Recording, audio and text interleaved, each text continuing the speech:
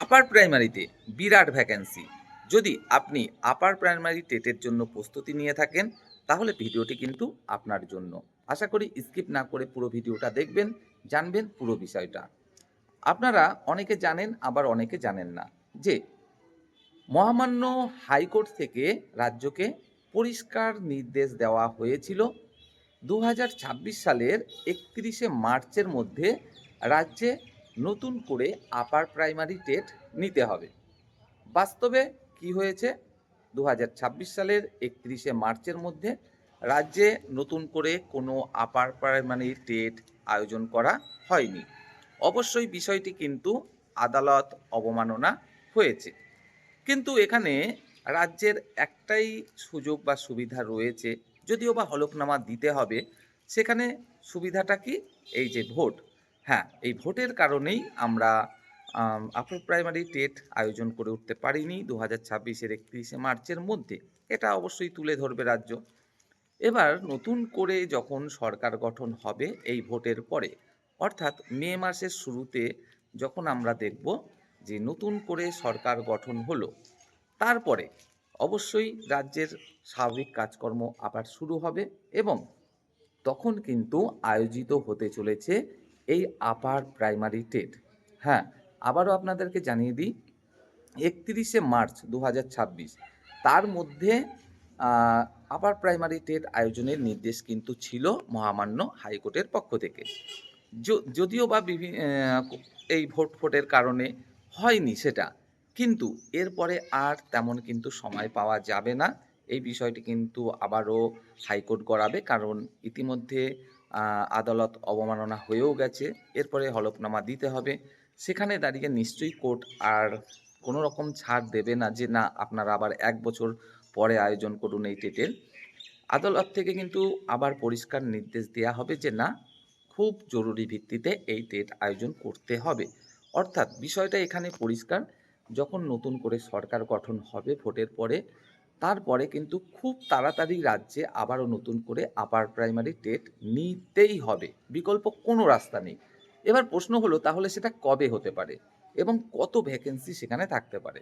হ্যাঁ, আপনাদের জানিয়ে রাখি, এই যে আপার প্রাইমারি টেট, এই আপার প্রাইমারি টেট খুব বেশি হলেও সরকার গঠনের পরে 2 মাস থেকে 3 মাস সময় পাওয়া যাবে। তার বেশি কোনো রকমভাবেই কিন্তু আদালত সময় দেবে বলে মনে করা যাচ্ছে না। তো যেহেতু মে মাসের শুরুতে সরকার গঠন হচ্ছে, অর্থাৎ জুন জুলাই আগস্ট, আগস্টের মধ্যে আপনারা নিশ্চিতভাবে ধরে রাখতে পারেন, অর্থাৎ পুজোর আগে, যে নতুন করে রাজ্যে আপার প্রাইমারি টেট হতে চলেছে। 100 থেকে 101% সম্ভব হলেও আপনারা গ্যারান্টি দিতে পারেন। তো নিশ্চিতভাবে রাজ্যে পুজোর আগে আপার প্রাইমারি টেট হতে চলেছে এবং এখানে থাকতে চলেছে কিন্তু একটা বড় ভ্যাকেন্সি। হ্যাঁ, আবারও বলছি, এখানে একটা বড় ভ্যাকেন্সি কিন্তু অবশ্যই থাকবে। কেন থাকবে? চলুন সেই বিষয়টাও একটু ক্লিয়ার করে দেওয়া যাক।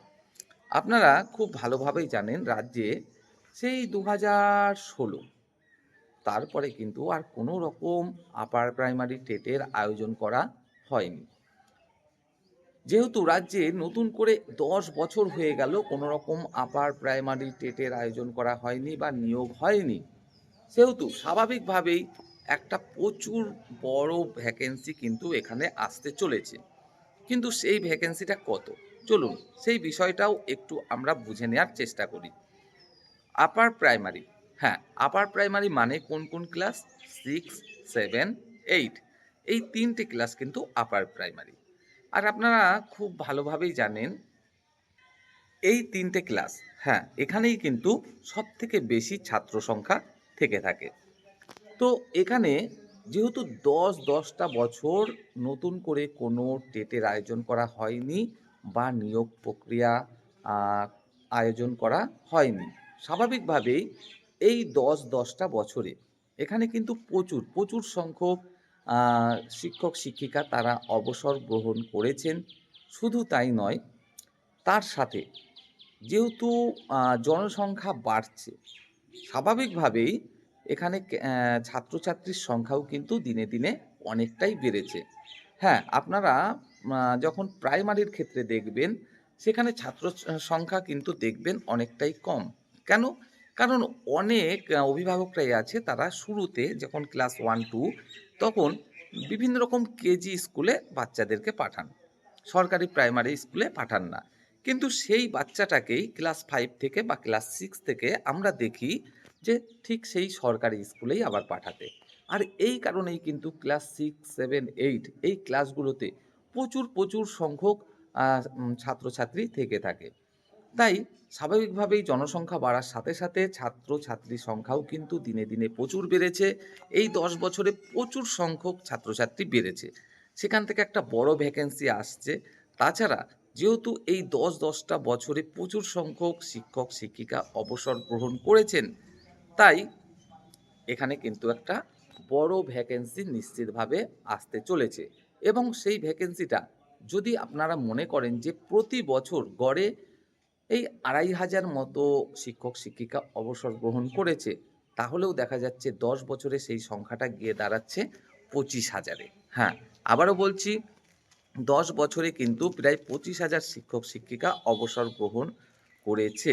শুধু তাই নয়, ছাত্রছাত্রীর সংখ্যাও বাড়ছে প্রতিনিয়ত। তাই সেখান থেকেও আরও ৫,০০০ মতো আপনারা ভ্যাকেন্সি ধরে নিতেই পারেন।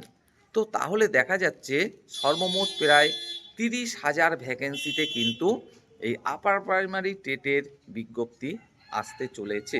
যা কিনা আয়োজিত হতে চলেছে খুব দেরি হলেও সেটা আগস্ট মাসের মধ্যে, অর্থাৎ পুজোর আগেই আপনারা হয়তো দেখবেন নতুন করে রাজ্যে আপার প্রাইমারি টেট আয়োজিত হতে চলেছে এবং সেখানে শূন্যপদ থাকতে চলেছে ন্যূনতম ৩০,০০০ মতো। অর্থাৎ আপনি যদি আপার প্রাইমারি টেটের জন্য প্রস্তুতি নেন, তাহলে এই সুবর্ণ সুযোগটি কিন্তু অবশ্যই আপনাকে কাজে লাগাতেই হবে। কারণ এখানে বড় একটা ভ্যাকেন্সি আসছে যেটা কিনা ৩০,০০০ এর ওপরে এবং যেহেতু পুজোর আগেই এই টেট হতে চলেছে, তাই এখন থেকেই কিন্তু আপনার প্রস্তুতি নেওয়াটা আবশ্যিক। না হলে কিন্তু শেষ মুহূর্তে সেভাবে প্রস্তুতি নিতে পারবেন না। আর এই আম প্রসঙ্গে আপনাদেরকে জানিয়ে রাখবো, আমাদের যে ডেসক্রিপশন বক্স, সেখানে আপনারা দেখবেন আপার প্রাইমারি টেটের বেশ কিছু ভালো বই আমরা লিংক দিয়ে দিয়েছি।